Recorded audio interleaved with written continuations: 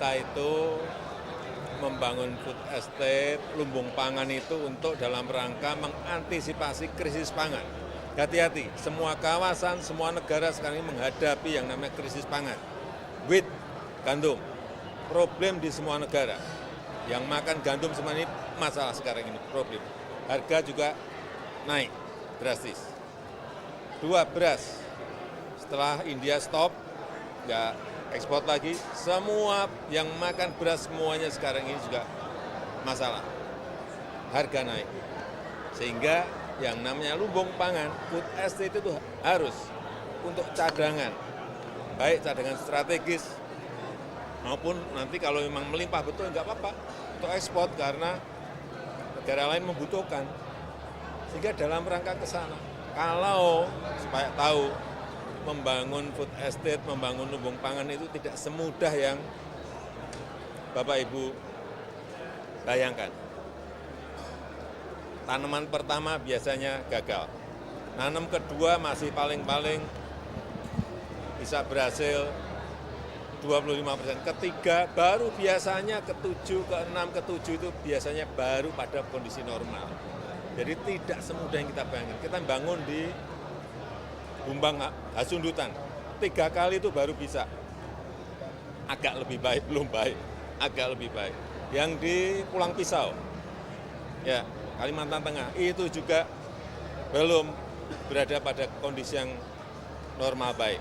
Masih mungkin separuhnya. Yang di Gunung Mas itu juga masih sama. Problem-problem di lapangan itu tidak seperti semudah yang kita bayangkan. Jadi semuanya akan diperbaiki. Dan semuanya harus dievaluasi, harus dikoreksi, harus diulang, kalau kita nggak berani, baru gagal pertama sudah mundur, sampai kapanpun lupakan.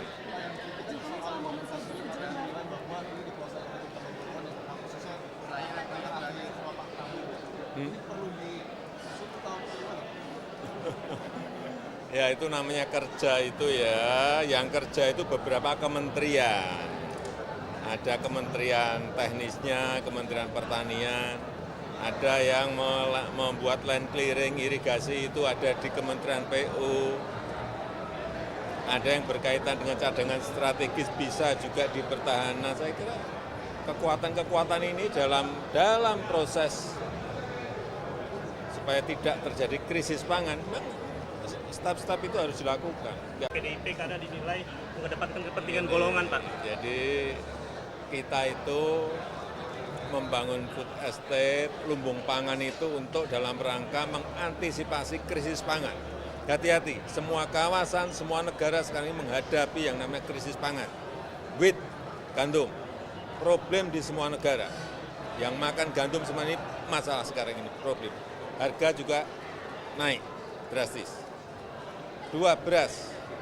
Setelah India stop, nggak ekspor lagi, semua yang makan beras semuanya sekarang ini juga masalah. Harga naik.